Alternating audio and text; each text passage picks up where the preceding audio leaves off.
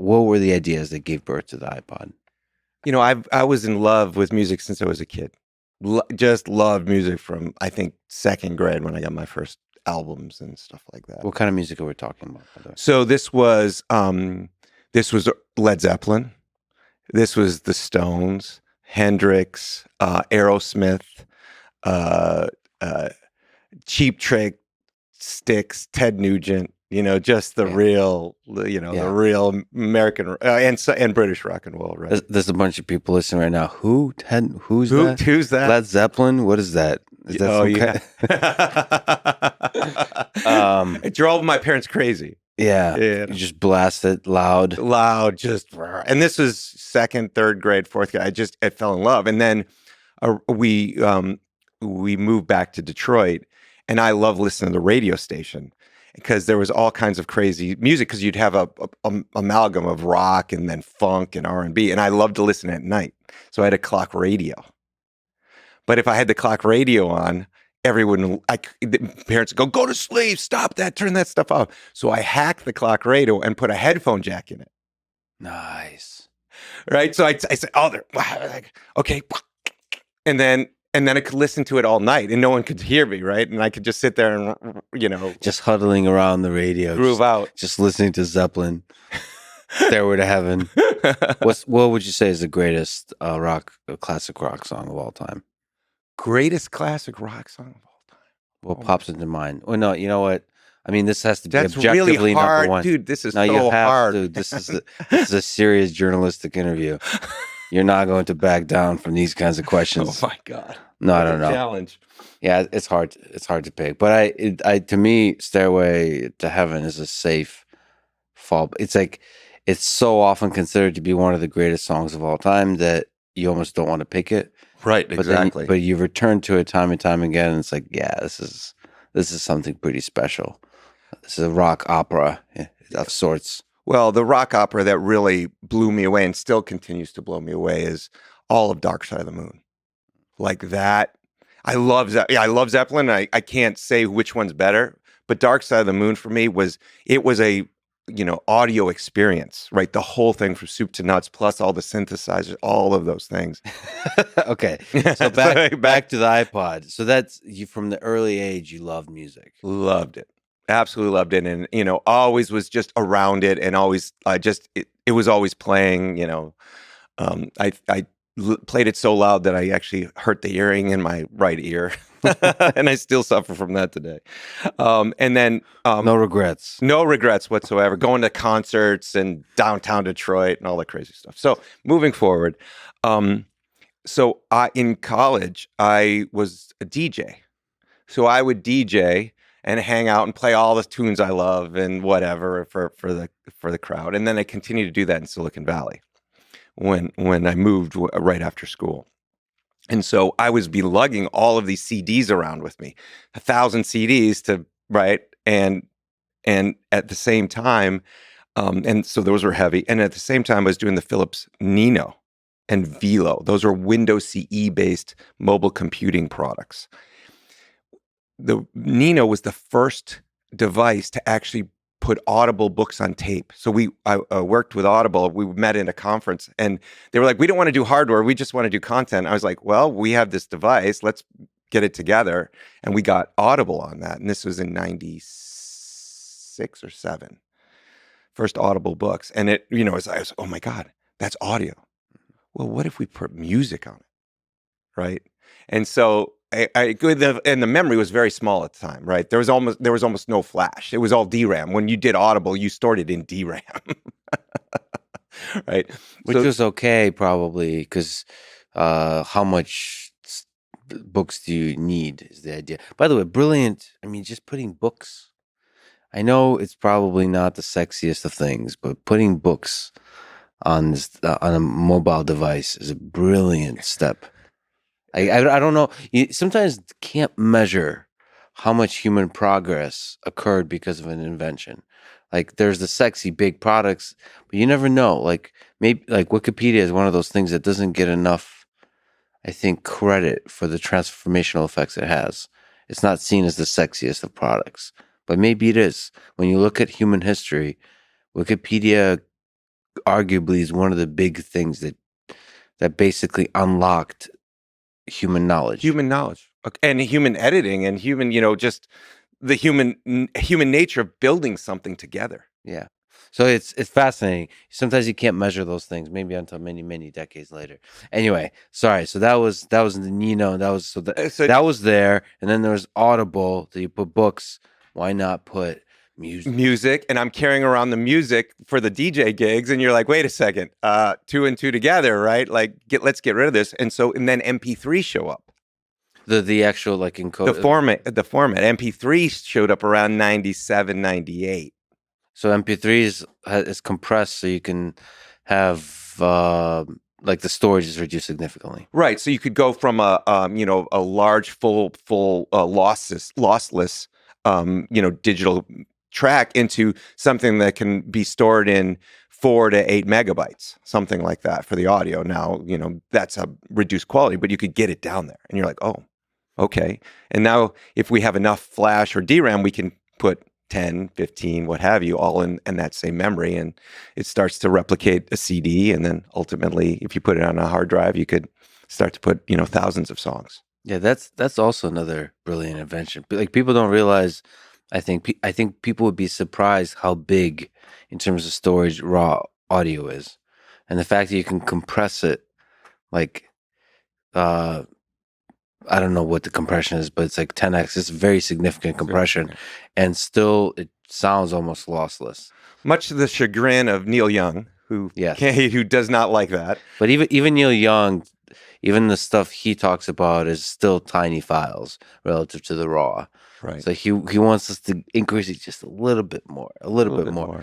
But it's still, that's an invention. That's a thing that unlocks your ability to carry around a device like a Nino and listen to music. Because without that, there's no way you can carry around a gigantic hard drive.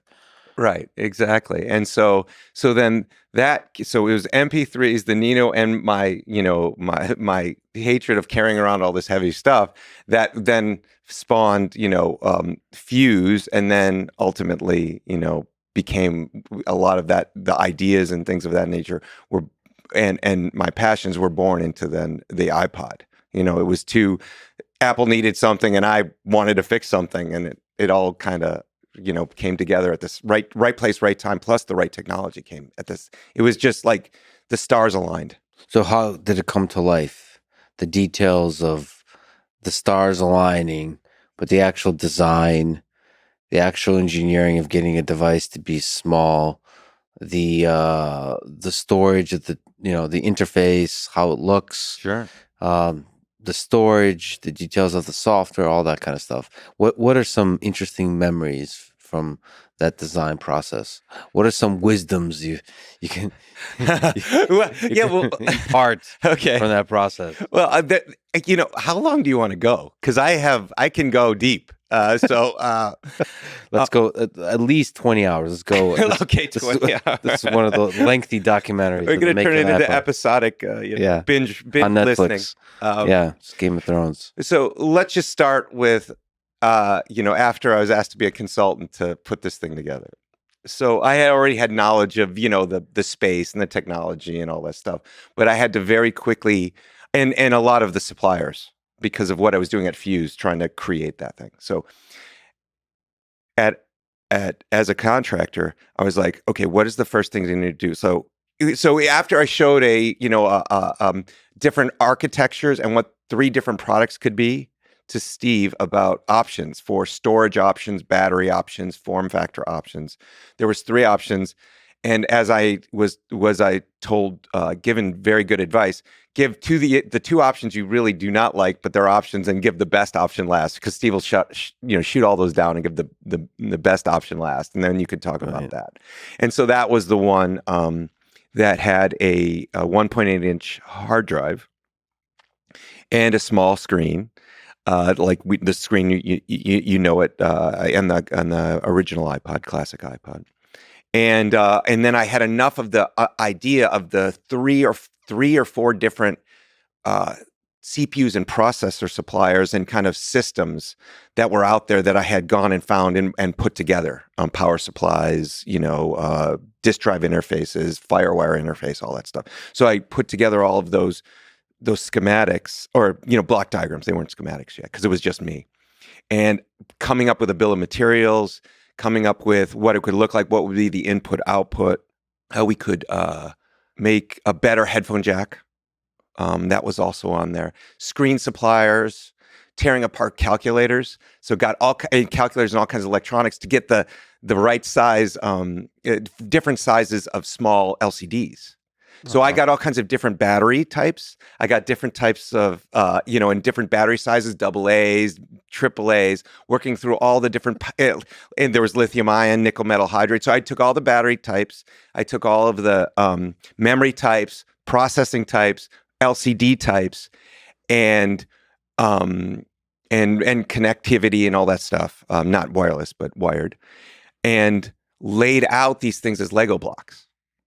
So literally had all of these things as just, and so it made them so I could put them together and figure out what the compact form factor would be. Oh, like how do we shove them together? What's the smallest possible box you can get? So the questions was on storage, so the hard drive, batteries, AA, AAA, Right.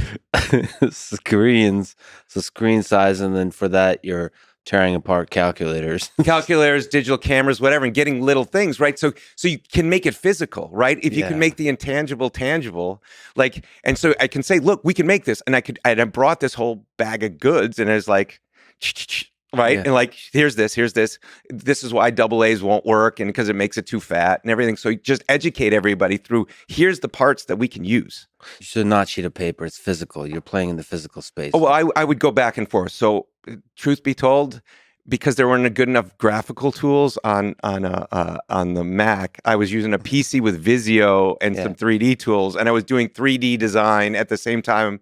I was taking all these physical parts and going, okay, what feels right? Because you have to go from the details and then the rough, and you go back and forth and you iterate, right? And so it was just a lot of fun. And then I ultimately ended up with a styrofoam model and printouts that came from Visio that I glued together and put my grandfather's fishing weights in, because I also modeled the weights, right? So I said, oh, this is this many ounces, this is this many ounces in grams. And then I went and got all that and weighted these styrofoam models to then match that. So when you picked it up, it felt more or less form factor right. And it also, you felt how much, was it going to be dense enough? Is it going to feel solid and rigid in your hand, right?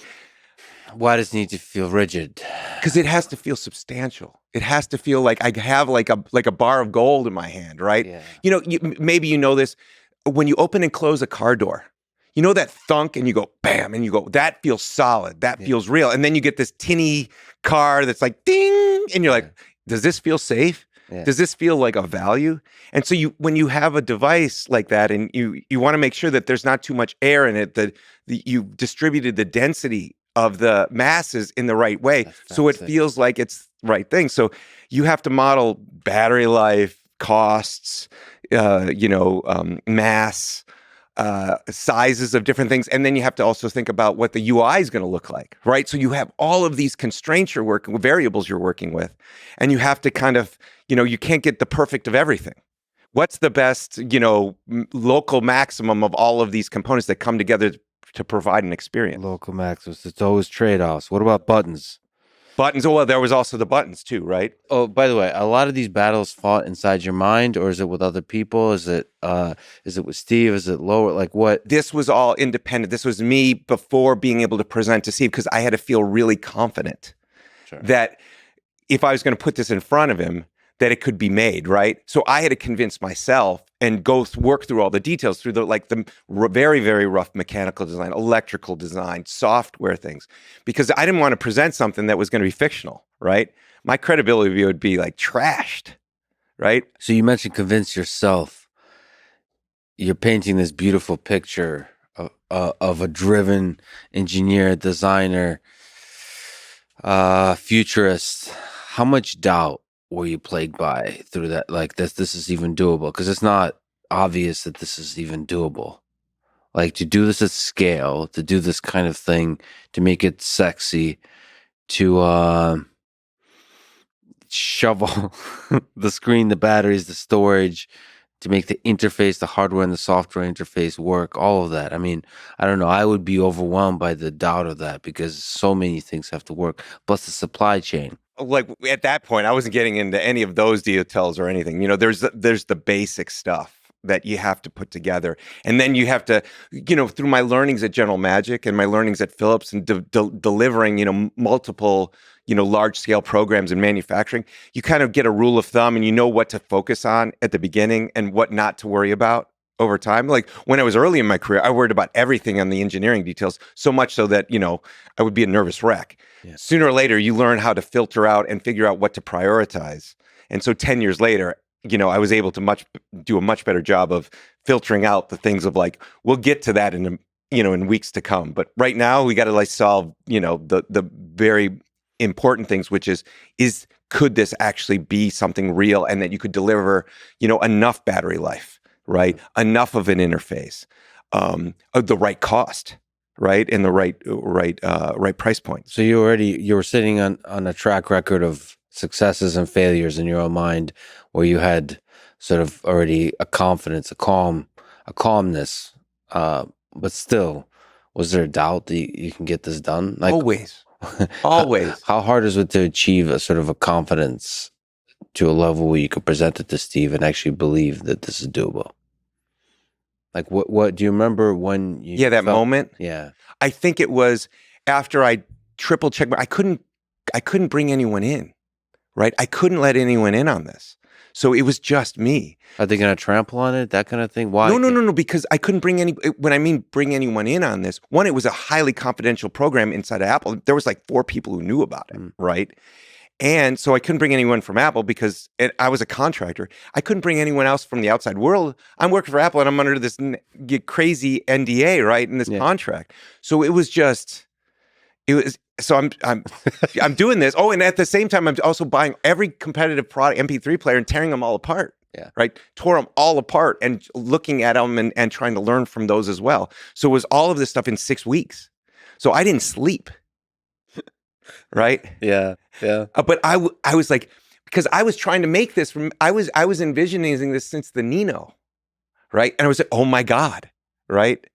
But there was another doubt that I had. And it wasn't just, could you make the product, but could Apple actually have the balls to make it? Because Apple was not the same company that you know it today in 2001. Really? It was cautious, conservative, careful? No. It was barely break even. It was worth $4 or $5 billion company. Oh, so the guts required there is not necessarily in the innovation. It's like, this is going to cost a lot of money and we're going to potentially lose all of it because it'll be a flop. Well, there's not just that, but there was only the Mac. Yeah. And the Mac wasn't doing very well. Yeah. There was less, it was about a 1% only in the US market share for the Mac, right? The company was in debt. Bill Gates had to give him a loan, right? Michael Dell at the time was saying, shut down the company and give the money back to the shareholders. Okay. So this is not the company that, that people go, oh my God, the iPhone came out. It's a very different level of confidence and financial situation that the company was in versus the iPod. So given that, what was the conversation when you finally presented to Steve? What was that conversation like? The conversation was, well, we went through it, the presentation and all that stuff happened. And he was just like, and he would flip through it real quick, throw the presentation aside and said, okay, let's talk about this. Right. And so we went through it all. And, one was a big conversation about Sony. And Sony was the number one in all audio categories, home, portable, whatever, in the world. Okay. I had been already gone through 10 years of failure. And I was like, wait a second, how are we going to compete with Sony? And I was always worried that Sony was going to come out with whatever it was that they were going to come out with, their MP3 player. And that was it. Game over. Right.